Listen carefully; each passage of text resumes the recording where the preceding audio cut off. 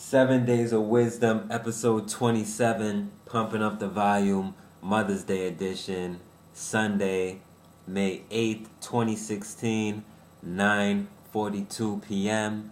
This week, we will be hopping right into the topic of creativity, the creative gap, and how to close our creative gap, and how it impacts not only creativity, but our entire life.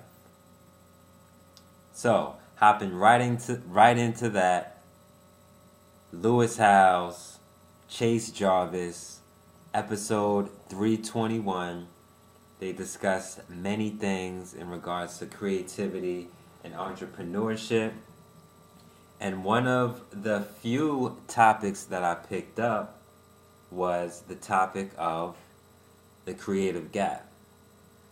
About midway through the video, around 45 minutes, a little more than midway through the interview, Chase Jarvis spoke about the importance of visualizing success for everything that he does. And for those of you who don't know, which may be many of you, Chase Jarvis is an award-winning photographer, director. He also has his own show. He has Creative Live, his company, his website. And I came across this stuff initially maybe 4 years ago. So I have an old post on my website. If you type in his name, Chase Jarvis, ChaseJarvis. He also interviews a lot of people as well on his YouTube channel. So definitely check out his stuff. He has a lot of great content. And he mentioned in his interview with Lewis the importance of visualizing success for everything that he does. And he referenced the work of a gentleman by the name of Ira Glass, who is a radio personality and broadcaster.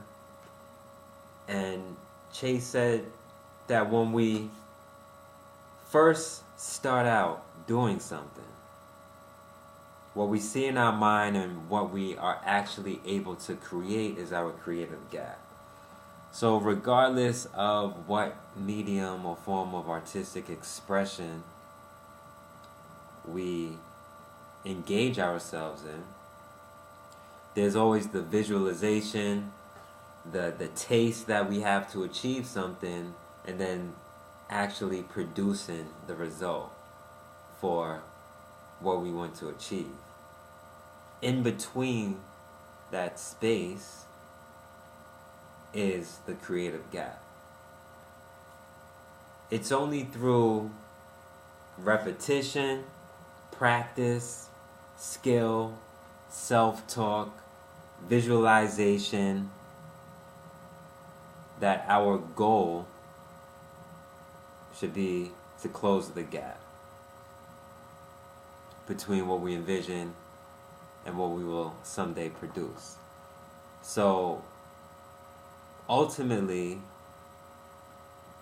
acknowledging our creative gap and moving towards closing our creative gap is what separates us, those people who achieve their ambitions, dreams, and goals, from those who unfortunately do not. So we know where we are. We know where we want to go. It's that space in between that's that real separating factor between achieving the success and vision that we want in life. So ultimately, that is our creative gap. And everyone can have a creative gap, because the thing is that I personally believe we were all created as human beings, right? Pretty much a fact. Therefore, we are all creative in some way or another. So life overall is a creative process. So we can literally apply this method to our life. Seeing everything as a creative gap, visualizing what is it we want. What do we need to do to get there? It could be the little smallest things, from achieving a good grade and visualizing that and putting in the work and studying to bigger things such as building a company. Just reverse engineer it, as Gary Vaynerchuk would say. And I've been digesting and absorbing so much Gary V content this week. It's ridiculous. I'm sure y'all will hear more about that in the following weeks to come as I go through his interviews and break stuff down. So look forward to that. But yeah, this is literally a process, a strategy, an outlook, a philosophy that we can all tangibly apply to our everyday life. So when we visualize and believe we can achieve what's in our mind, through doing that, through creating volumes of work, a volume of work, doing it over, doing it again, doing it better, doing it again, doing it better, do it again, do it better. We're learning more about the process, we're gaining experience, we're gaining resources, we're gaining tools and strategies through the repetition of doing it that eventually we achieve closing that gap. The more you do something, the more it allows you to see, all right, how can I do it better?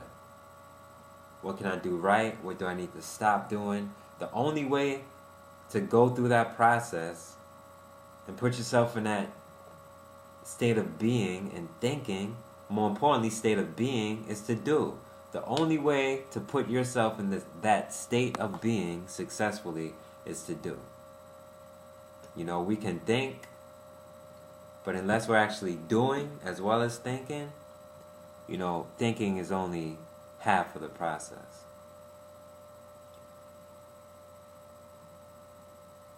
So as I mentioned, we don't all have to be quote-unquote creative people, artists, drawers, photographers, painters.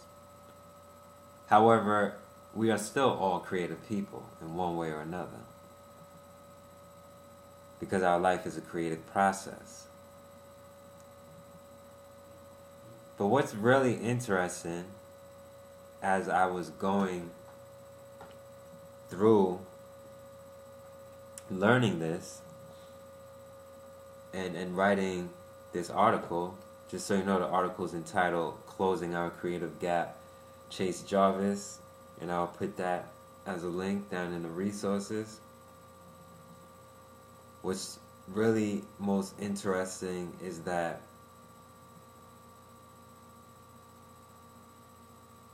if our creative gap is unfulfilled, let's think about it. Most likely we will be unfulfilled, because there are things in life that we visualize and want to achieve. However, we don't go about achieving it for whatever reason it may be. Hindrances, distractions, excuses. When our creative gap is unfulfilled, most likely we will be unfulfilled. So I thought, is this maybe one of the reasons why a lot of people are unfulfilled with their lives? Because they vision one thing but weren't able to achieve it. And on top of that, what is the impact that this unfulfillment has on our careers, has on our lives, has on our relationships? And this really caused me to think, what is the correlation between lacking creative fulfillment and living an unsatisfied life? I would love to know, and I'm sure I will find out. Sounds like it can actually be a great hypothesis for a research study. So I will be keeping that question in mind, and I would like for you all to keep that question in mind as well. Let's really think about it. What is the correlation between lacking creative fulfillment and living an unsatisfied life? Let's think about that question throughout the week. Think about what we have to do, because we make the decisions. We make the choices ultimately. We decide whether or not we want to do something. I've said that before, I'll say it again. It's our decision. We have to take responsibility and accountability for our actions as well as the results, on behalf of our actions. And to take it to another level, and this is even deeper, how might our creative gap affect our economic, educational, and social gaps? So, we have a lot of thinking to do this week. I want you all to think about the correlation between lacking creative fulfillment and living an unsatisfied life. Are you living an unsatisfied life right now? How can we fix it? Are you lacking creative fulfillment? What can we do to fill that void? How can we use this process to increase our economic, educational, and social wealth and fulfillment? So let's think about this. Let's really do some deep thinking about all of this. Next, we're hopping right into quotes of the week. Not too many this week. It's been a super busy week for me. Not too many quotes this week. Before we get into the quotes, just for a minute. Of course, today was Mother's Day. And as I mentioned last week, I would tell you this news this week because I was saving it. But for those of you who may not have seen it on Facebook or Instagram, I shared the news with my mother today that I officially passed the kindergarten K through 6 elementary education praxis for the state of New Jersey. So I will be applying to get my CE, Certificate of Eligibility, to be a teacher, an official teacher now. So, just to have that option of being a teacher, leading the classroom, is a good thing to have. Who knows what I may actually be doing come September, because a lot of opportunities have begun to open up. So who knows? I put in all this work to get a CE, and then, I might not even be in a classroom. Who knows? I may be in a classroom. Regardless, we're still moving forward. The vision is still the same. Investing in the collective future of society through education, through the arts, through entertainment, and through leadership. So the vision's still the same. Whether I'm in a classroom or not, I am still gung-ho, still an advocate for education, regardless of what platform I'm on.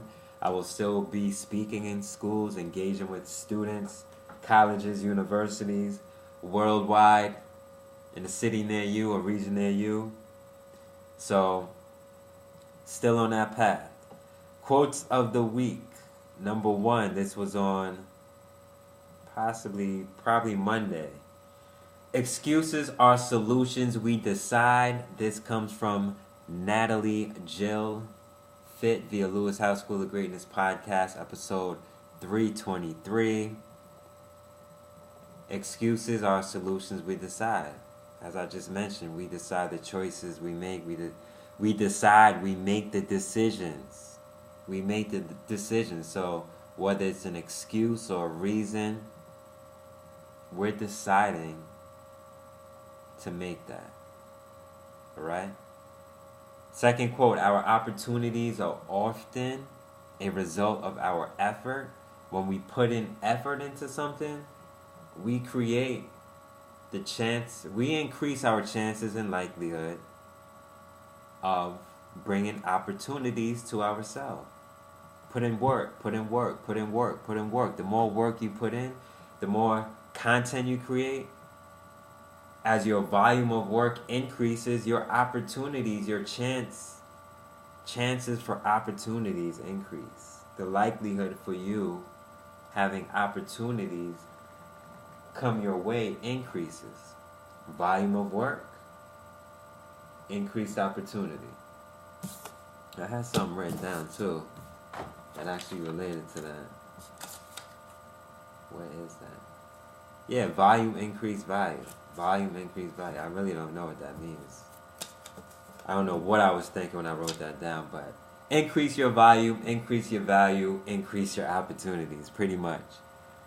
Third quote, I won't wait 20 years to achieve my dreams, but I will certainly work 20 years to achieve my dreams. In other words, don't wait around, work.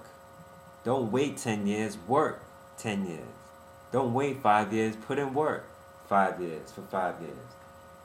If you really want to achieve something and it's of substance and purpose and value, you won't give up because you can't give up. You're too passionate about it. I've pretty much been on this journey I'm on now 10, 12 years, since I was 18, since I graduated from Piscataway High School.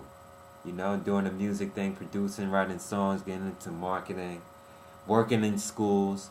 Now, everything is just synthesizing, beginning to synthesize, and I'm literally just creating my own lane off of everything that I've done the last 10 to 12 years has started to compile and make sense.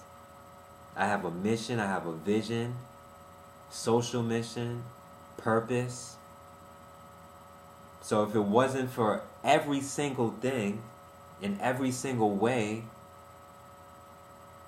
that I've done it for the past 10, 12 years, I would not be where I am now. Of course, there's a lot of work to be done. There's always going to be a lot of work to be done. But I am so happy for where I am now, and even happier for where I'm about to go. For where we're about to go, actually. Because we're on this journey together. Trust me. We are on this journey together. So yeah, don't wait, work. Don't wait, work. Work towards your goals, work towards your dreams, work towards your vision. Second to last one, VaynerWorld, Gary Vaynerchuk. He was at WeWork London, gave a great speech, had a great interview, and towards the end, after the Q&A, he really had a heart-to-heart with the audience. And one of the things that he said that hit me, that I picked up on, was the biggest poison in us is regret. The biggest poison in us is regret. He said he was talking to senior citizens, elderly people, and he asked him, what is one thing you wish you could have done? And they said, oh, I wish I could have done this, or wish I could have done that. And he said, not to them, but in his mind, don't wish. Let's not wish, let's do. You know, let's look forward. When it comes to opportunities, let's start looking forward and saying, if I wasn't doing this, or if I do not do this, how will I feel? Will I regret this decision? Will I regret that? To this day, I don't feel there's anything I regret. Because when it gets put on the table, I literally think forward, like, all right, what is the reason for me doing this? If I don't do it, will I regret the decision of not doing it? So by thinking like that, it allows me to say no easier, and it allows me to say yes. I say yes to stuff that excites me. I say yes to things that I feel are of value to me, my time, my development. So when we are able to go into situations and really weigh out the pros and cons, positives and negatives, how it will impact us and our growth and well-being, we are better able to make those decisions. So let's not look back and say we wish we could have done that, or wish we could have done this. You know? Our biggest poison is regret. The biggest poison in us is regret. Gary Vaynerchuk, Gary V. Gary V. If you don't know who he is, definitely look into him. At Gary V on Twitter, at Gary V on Instagram. GaryVee. Check him out on Snapchat too. He's heavy on Snapchat. Last quote: I don't have the time to waste anyone else's. It's pretty self-explanatory. I think I thought of that one yesterday morning. I'm like, man, I don't have time to waste people's time. Like, I value my time too much, so I don't have the time to waste anyone else's. And speaking of that, if you're tuning into this right now, listening to this, I appreciate it so much because it's so hard to buy time and attention. And just the mere fact that you're devoting your time and attention to me out of all the billions of things to do in this world says a lot. So I appreciate that, and I will continue to add as much value and insight and knowledge and advice as I possibly can. So as I learn, you learn. As I learn, you learn. I should write that down. Might be my motto for the future. As I learn, you learn. We learn together. So, with that being said, I believe that's everything for episode 27, 7 Days of Wisdom. I am your host, Aquaus Kelley. This is a Lover's Ambition Lifestyle Group presentation. And I believe we are out. Yeah.